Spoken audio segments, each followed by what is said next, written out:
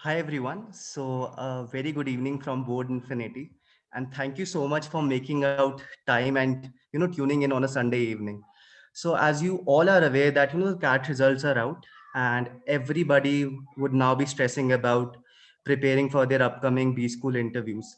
So, for the same, we have Uday Sharma with us today, who is currently pursuing his MBA at IIM Ahmedabad, who has gone through a similar journey like yours and has qualified one of the top schools in India.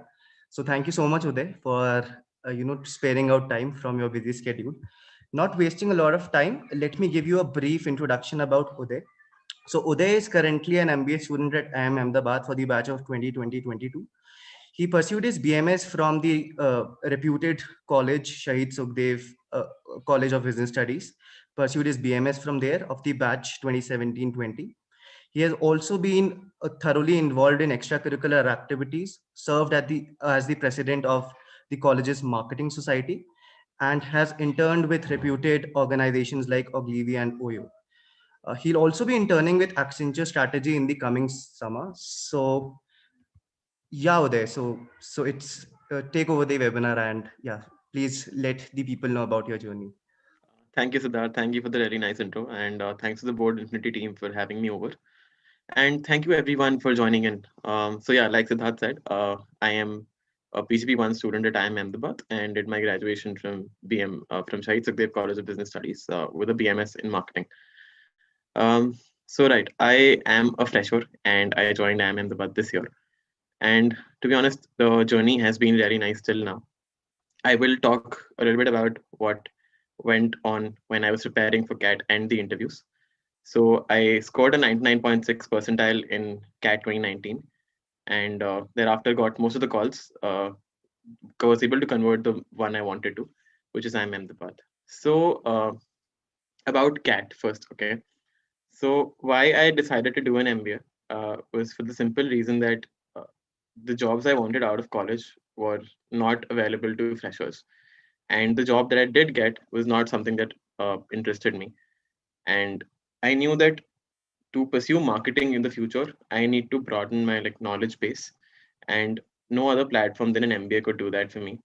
An MBA abroad was not an option for me, and by that logic, I mean by elimination, just Indian MBAs were left.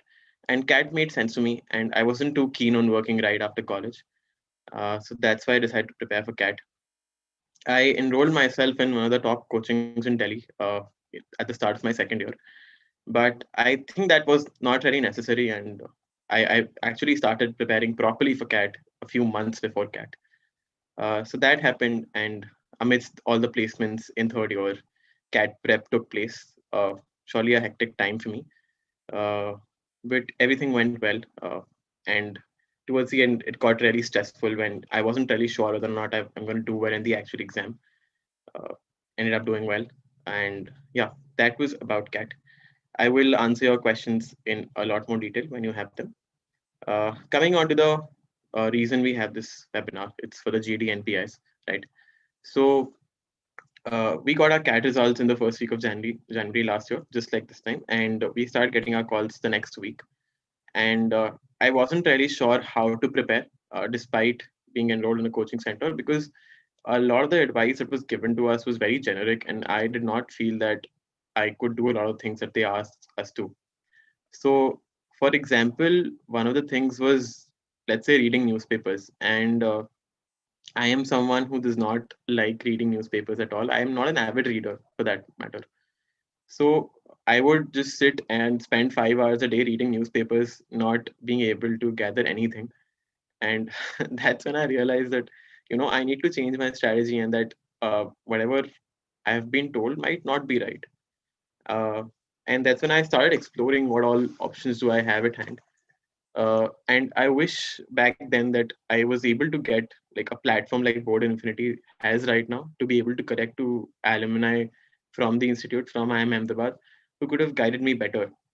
Now, why I say IIM Ahmedabad like in particular and not any management school, it's because even within IIMs, the interview formats are very different. So at my IMA interview, I was tested on a broad range of things, and the interview was fairly exhaustive. So the interview lasted for about 35-40 minutes, and they tested not just my academics, but also tested my personality. So basically, they asked me a lot of things about my journey till now and what I have learned along the way, and my weaknesses, all of those questions. So basically, the HR cues you have, my goals in life, my take on some controversial topics like CA and RC, which was very popular back then. Also, my take on some economic topics, because being a business student, that's something that's expected of me. Uh, and yeah, mostly that. And it was a lot of cross questioning involved there. I had to answer some 20, 30 questions in that short span of time. And that was for IIM Ahmedabad. But let's say for IIM Lucknow, which was my second best call, I was tested purely on accounts and not in a subject that I'm very comfortable with. It was finance. And despite having done decently well in my second year of finance paper, I did not specialize in finance. I specialized in marketing. So naturally, I was not very good at all the finance concepts, but I was tested rigorously on that. I was actually grilled on that. Uh, it wasn't my best interview, and I didn't convert. I wasn't rejected either. I was waitlisted. I don't know whether I converted in the end or not. Uh, yeah. For IIM Kohikode, the next best call that I had. The interview was very, very brief. It lasted for just 7 minutes. They asked me why I want to do an MBA. I told them the same reason that I told you guys, because I want to pursue a career in sales and marketing, and I feel that an MBA would provide me with the right platform to not just learn about marketing, but to actually get an opportunity to be with peers who are interested in the same and learn from them as well. And they just probed me a little on marketing, my understanding, some real life examples, all of that. And that was IIM Kohikode. So, to be honest, there's not one set pattern for any interview at IIMs. And back then, at the coaching institute, they had a very simple framework. They had a set type of questions that they would ask. And I realized that those questions were only demotivating me because uh, it had hard bounded the boundaries of which within I can prepare. And I'll talk about academics now. So let's see. That was just IIM. So giving good input why I wanted something like Board Infinity has right now. Uh, okay, so academics, right? Like I said, in my IMA interview, I was tested on a lot of things, which varied from academics, HRQs, personality, career goals, all that. So talking about academics, what I had been told was that you need to go through three subjects by heart and remember all of them. And that was told to me, but what was not told to me were the kind of questions that I would be asked around these topics. And when I gave the mock interviews at the institute, I was asked about definitions or brief pointers, but not like what would actually be asked. In the actual interview, when I said I like economics, they started asking me how the services that they are providing as interviewers for IMA, the professors there, how their services are accounted for in national income. And this is something that I don't think anyone could expect. So uh, what they're looking for is not you being able to remember the concepts you've learned in class, but being able to apply those concepts in class. So that was one thing. And I believe that if I had access to an alumni from the institute or a mentor from that institute, I would have known this better and I could have prepared better. Uh, I did convert IIM Ahmedabad, but I do realize that at the same time, there were a lot of things about my interview that could have been better. Okay. So that was it. So, how did I actually prepare uh, when I was in such a state? So, like I said, I realized fairly quickly that all what I am being told will not work for me. Starting off with GK. Okay, let's take that. So I said that I don't enjoy reading newspapers, but they're essential. I need to know what's going around the world to be not just a better potential candidate for MBS, but to be a potential manager in the future. Because all everything going on around me affects my businesses as well. So I tried multiple things. So I'm not saying that a newspaper might not work for you, but you need to know what will actually work for you. So I'm someone, like I said, who does not read a lot, but I'm someone who enjoys watching a lot of things, listening to things. So what I actually did was that I used sources like YouTube and like podcasts to learn about things. So let's say the Indian economy was going down. instead of reading the newspaper and blogs on it, I went on YouTube and watched a few explainer videos and watched many of them so that I got a breadth of inputs from multiple sources to have an exhaustive understanding of what was going on. And I did this for many topics. Uh, that's there. But how do you stay in touch with everything that's going on? So for that, I made a list of all the important happenings around the world over the last 1 year, and as well as any new thing that was coming up in the week. And I researched on those. That's how I prepared for current affairs or for GK. And again, Mythbuster one, you don't need to read the newspaper if you cannot. You just need to find out what works the best for you. And there are plenty of sources available online that can help you do that. That was GK. I think one thing that the coaching institute did help me with was the HRQ prep. Basically, HRQs are personality type questions, asking you to assess your strengths, your weaknesses, what are your drives in life, why you want to pursue an MBA, situational based questions, all that. So I had a good list of those questions, and the thing to do here is that you need to sit down and introspect and think about who you are as a person. And the process that I followed was that I just sat down and thought about my life. And I did this for 2 or 3 whole days. I did nothing else and I did just this. And I basically plotted a line, and the line depicted all my age cycles. So basically 5 to 10, 10 to 15. And within all those cycles, I try to think of important events that have, led me to a certain direction or have led me where I am currently. And uh, in doing that, I was able to come up with like 10 stories that have actually impacted me in the way I think and the way I behave, the way I act, the way I am as a person. So, and using these stories, I picked and choose topics which I want to use in my answers. And that's how I went about answering my personality type questions. One thing to notice here is that on the day of the actual interview, uh, the questions aren't as straight as you think they might be.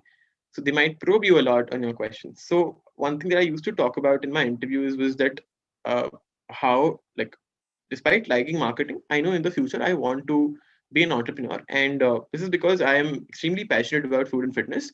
And looking at the Indian food theme, I know that I want to improve it in a way that people have access to healthier options. And I was probed a lot on my knowledge about nutrition altogether. So, whatever you think about, your answers on those cannot be on the surface level. You have to go deep, which is why you need to take out time and think properly. Just sit and introspect and like just try to find out why you want to do what you want to do. Okay, that's one. So we're through with current affairs, we're through with personality type questions, we're through with academics. Those were the three main blocks. Apart from that, you have a few ethical questions, a few situational questions, which might or might not get asked. But reading a bit about ethics and about businesses and about situations that get you stuck in businesses, you can get a fair bit of idea about that. I did not do a lot about this. Okay, now academics. So for academics, I was told you need to do 3 subjects properly. So my mentors at the institute told me that you need to pick 3 subjects from marketing or 3 subjects from BMS, whichever ones you're comfortable with, and do them thoroughly. Uh, like I said, they did not tell us how to apply it; just know the concept. That's what we were told. Uh, the good thing is that, and somehow it worked in my favor as well. Marketing is a subject that's very applicable everywhere, right?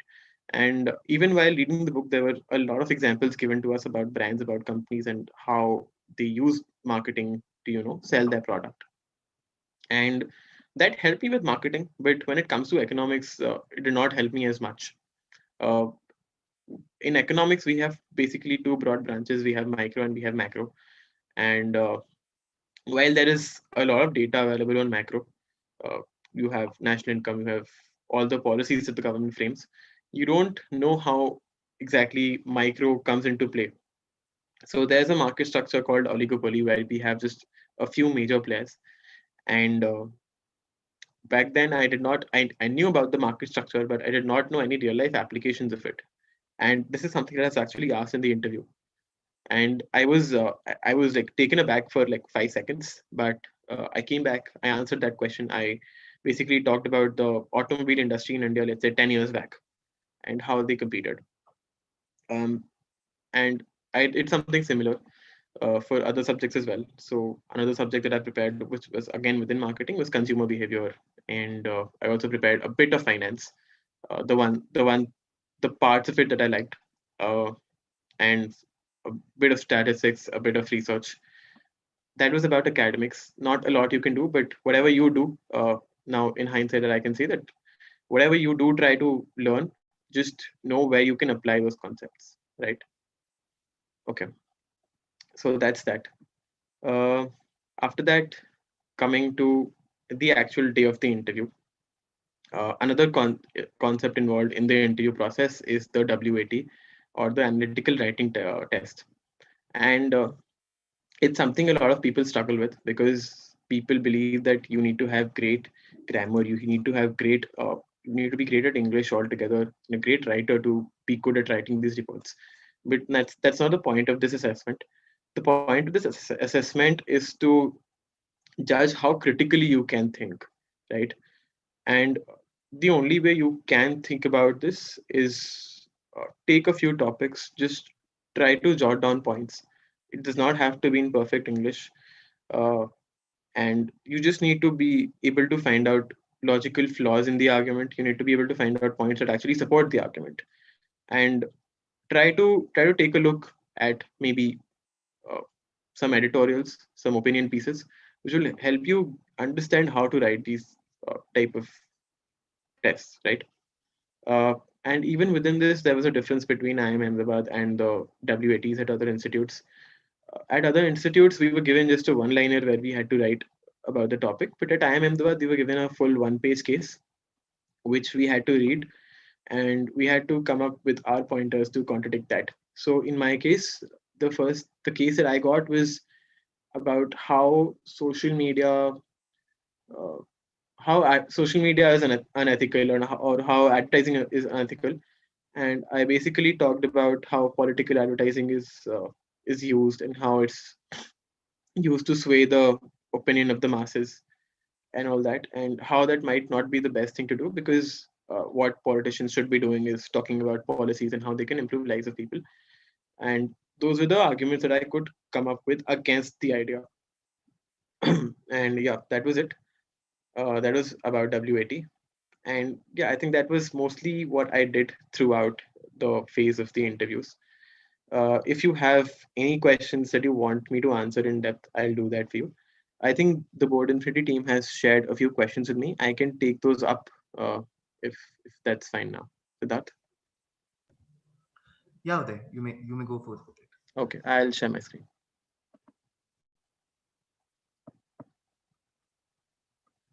Okay. So again, the first question is by Rohit, and he's asked me, why did you decide to apply to a business school or pursue an MBA? So Rohit, like I said, I wanted to pursue marketing, and I knew that the opportunities I had out of my college as a fresher were limited. And to be honest, across India, you it's very hard for you to actually get in those kind of roles that you get post an MBA with just a fresher's degree.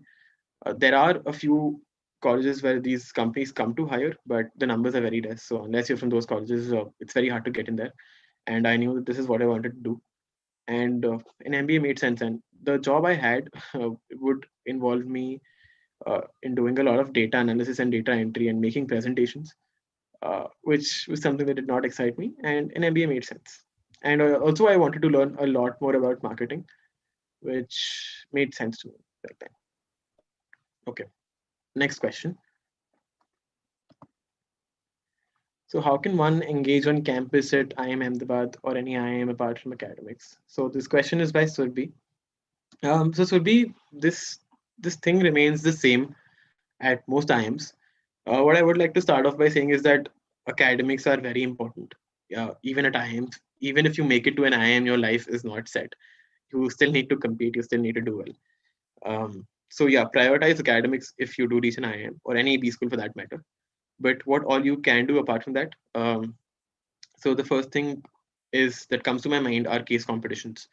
And why they are important is because you get a problem, and these problems are very close to real life scenarios. and you would actually be looking at uh, areas of business that are of critical importance. So let's say you're solving a case and you're looking at not just, let's say, marketing, you're also looking at financials, you're looking at supply chain, you're looking at what the market, what the industry or the market is changing like. And you need to tie all those together into a solution and whatever recommendations you have.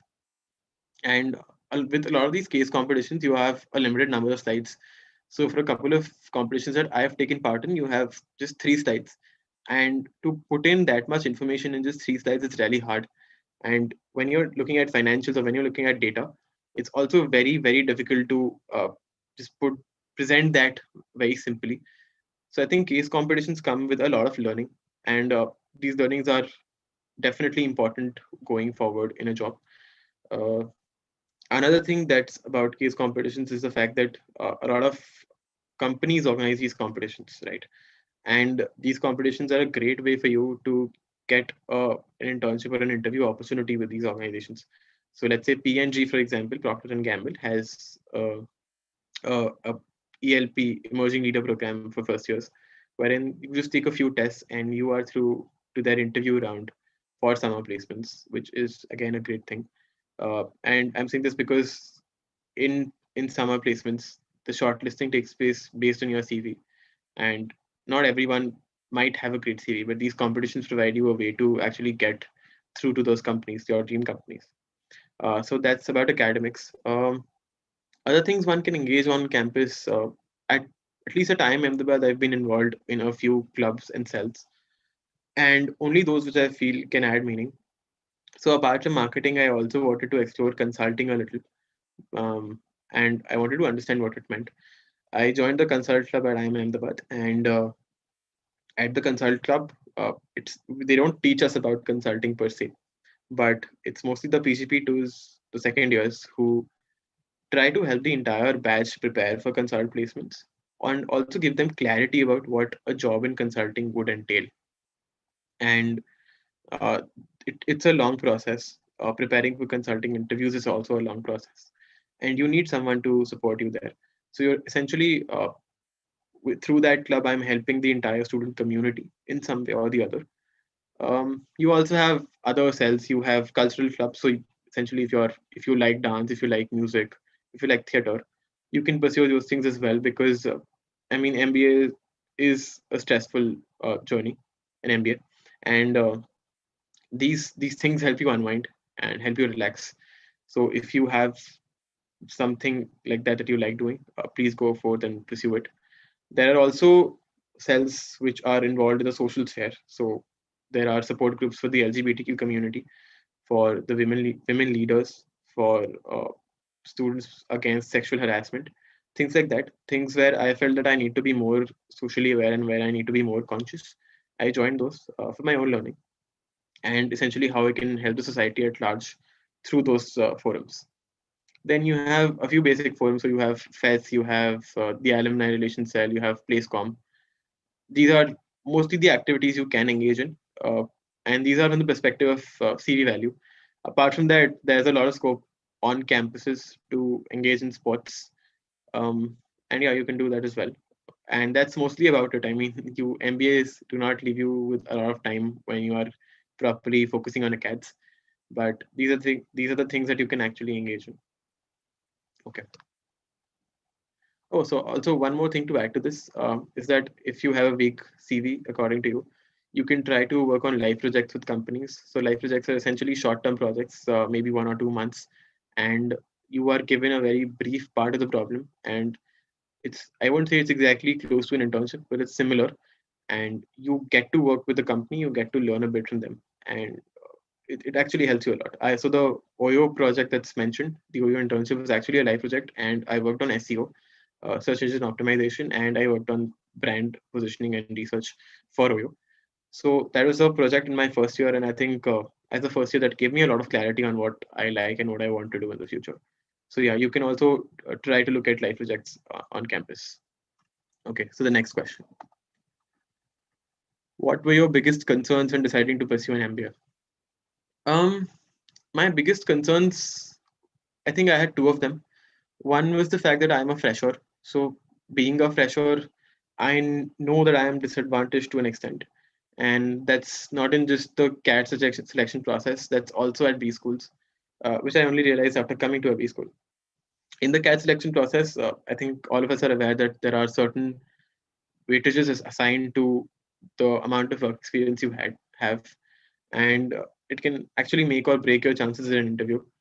And also for people with work experience, their interviews are structured a lot more differently. They are focused more on their work ex and not on their academics as much. So that was a concern for me, and it's a concern within a B school because when you're making a resume as a fresher, you do not have a lot of things to talk about. An internship will not have a lot of weightage when compared to an actual job because as an intern you're not given the biggest of the responsibilities as you might get on a job. So and the learnings on a job are actually also far more because you're working in teams, you're working with people, you're engaging with clients, so you do definitely get to learn a lot, and that's something a fresher cannot offer. And this was a concern again because as a fresher it's critical for you to have top notch acads at least at IMA if you're looking for the hot shots of the consult in the finance world. uh, I wanted those too, but my performance in my undergrad was fairly average. I won't say it was bad, it was decent.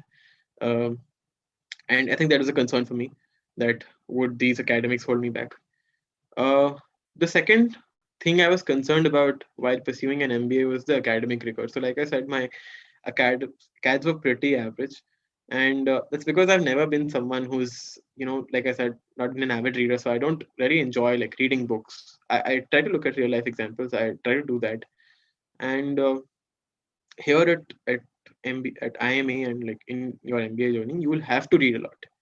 You necessarily have to do that, otherwise you can't survive your MBA, right?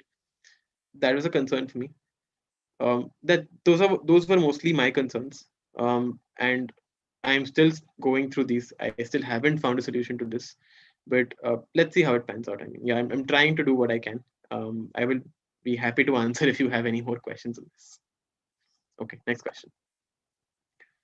What is the biggest difference in IIM Ahmedabad from your undergrad college? Okay, so while CBS Shahid Sukhdev College of Business Studies was a great institute, and I genuinely owe a lot to the college for where I am today. But one thing that I noticed was that the curriculum in India, it, for essentially for everything. I mean, from your school, from your school to even colleges, it's not really focused on learning as much as it is focused on marking up, and that's a fact. Even in CBS, like I said, from my interview experience, I was told to go through my academics and like remember the concepts, but I have never been taught to apply the concepts. I think that's one of the key differences here at IIM Ahmedabad, that I'm actually taught how to apply the concepts, and I'm actually not told the concepts. So the pedagogy we have here is mostly based on cases where we have a business scenario, a situation where there are certain problems in the business, and you have to use your understanding of the subject to solve those problems, and even identify like fine lines in the problem as well, which maybe someone else might miss. So this kind of a pedagogy actually helps me learn a lot. That's one. Two, I think at an undergrad level, subjects we were taught at CBS were very similar to the ones we are being taught at IMA.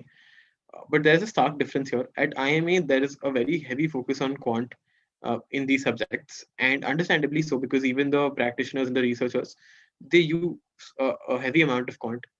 And I feel that if like our curriculum, even on a school level and at an undergrad level, should change, and we should have a lot more quant focus for at least subjects like statistics, for economics, even for marketing. I mean, some of the concepts in marketing were uh, utilizing quant very heavily. So I think that's one again. Uh, and yeah, I think at my undergrad level, a lot of things that I was taught were done at a very surface level, and here you dig deeper at IMA. Those are the main differences, I think. Apart from that, it's a running joke within people from my undergrad college that IIM Ahmedabad is CBS on steroids. So it's not that much different for me. It is a lot different for other people, but I feel it's not that different. Majorly, it's the academics that are different here. Okay, next question. How are the peers at IIM Ahmedabad? Himanshu asked this. So Himanshu, I think IIM Ahmedabad has the most diverse set of individuals one can think of, and these are not just from educational backgrounds, but also culturally, socially, economically, um, in the kind of work experience that people have, the age they have, gender, all kinds of diversity you can think of. And I think such a diverse peer group helps you learn a lot. People come from all walks of life, people have had different experiences, and I honestly did not expect to learn as much from people as I did in my time here. It's been only a few months, but I've come so far, if I think about it in hindsight.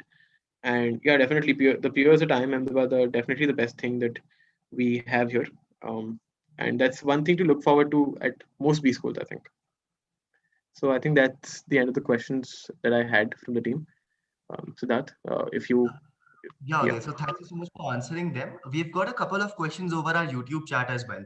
So, Mhm. so let me go through them one by one. So the first question says, what is the one thing we should look forward to before joining a business school? Okay. What is the one thing you should look forward to? Um, you should look forward to an entirely different world. Your life is going to change, and you are going to change as a person. Um, if so, that's so like I don't know. I don't have enough clarity to answer this. What exactly is this person looking for? Is Right. it No, I understand. if It's a very broad question. yeah. So yeah, I would recommend that he or she gives a more depth about it. So yeah, so coming to the second one. So the second question says, what has been your most challenging experience at IIM Ahmedabad? My most challenging experience, I think I talked about it. It's been the academics, also the internship season. So let's talk about the internship season, right?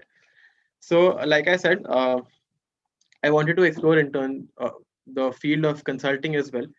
And for my summers, I wanted to try it out. For my finals, I was sure that marketing was a good fail-safe for me.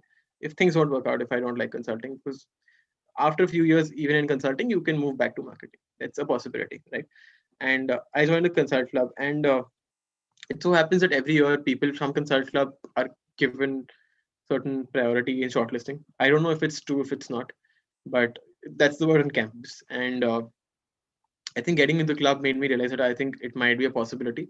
And even though my grades were not that great in undergrad, apart from that, I had a pretty decent profile, I think, for a fresher. And I expected to get a few of the shortlists. So the toughest phase was in October when the shortlist started coming out, and also when the grades started coming out.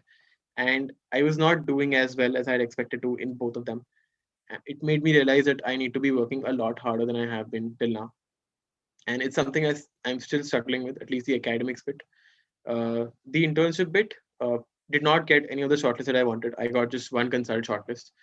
And having just one shortlist is a big gamble because you don't know if you want to put all your energies in preparing for that one particular field or not. And I was in two minds throughout the next 2 months after getting that shortlist. Went ahead, did a little bit of preparation, was unclear till the last day. Thought that maybe I should just go for marketing because it's a sales safe. Ended up converting that internship, and it did help me be a little more relieved after that. And I'm actually looking forward to the experience. But I think the setbacks that you experience at any MBA, I think that's a very big challenge, and they teach you how to deal with anything in life. And it's not just the shortlist. You have so much going on in a day. I mean, at one point I was sleeping just 4 hours a day, and there was so much to do. And it's just how you cope with that stress. Um, for someone who has had a relatively chill life, it was new for me, this much stress, and that has been the biggest challenge at IMA. Apart from that, I mean, you will mostly enjoy your MBA. You will like the people at an MBA program, and you will also like the cats because it's radically different from what you've been doing till now. Right, right. So we have a final question. So this is basically for every non-engineer out there. So this guy is asking like, are IIMs only about engineers? Do non-engineers stand a chance to crack these top IIMs? Okay. Um. So to answer your question, I mean, non-engineers definitely do stand a chance. That is something I'm saying despite the fact that 79% of the batch, my batch at IMA, are engineers. But if you want to look at it from the perspective that even in India, the number of people opting for non-med or PCM in their 12th standard is far higher than the number of people opting for commerce, right? Commerce or arts for that matter. So it's quite natural that the number of non-engineers who will be doing as well at the exam would be far lesser than the engineers. And having said that, this does not mean that you cannot do well at the CAT or even in a B school. There are non-engineers who are actually doing much better than engineers here, and that's something that you need not think about. It's just that engineers come with the advantage of being great at quant, which is something am really jealous of. Uh, but apart from that, I mean, you definitely have a great shot of making it through. And to add to that, a lot of B schools actually have certain weightages in selection for diversity, right? And when I said diversity, I also mean academic diversity. So, for example, IIM Lucknow has a criteria for academic diversity. IIM Ahmedabad wants a diverse batch, so they have an entirely different shortlisting procedure. They shortlist 100 people from different kinds of categories, and once they're through the 4 or 5 categories they have, the number of seats they have left for shortlisting, they select the people with the highest scores in CAT. So I might not have gotten a call from IIM Ahmedabad if not for this way of shortlisting.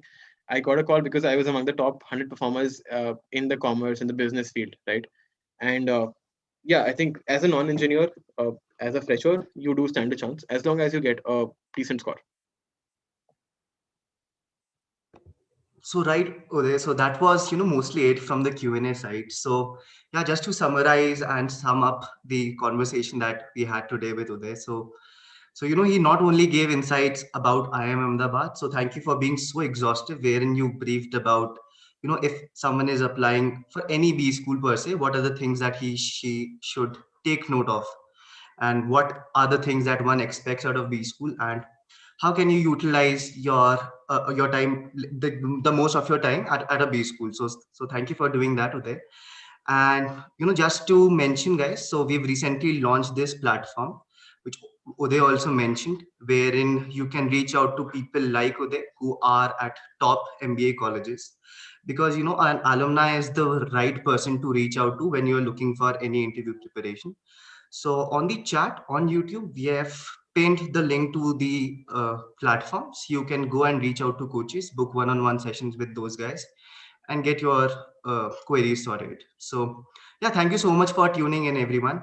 And thank you so much, Uday, again for sparing out time for this session. Really appreciate that. Thanks for that. It was my pleasure. Thank you for having me. Okay, guys. So meet you in the next webinar. Till then, stay safe and take care of yourself and your family. Okay, bye-bye.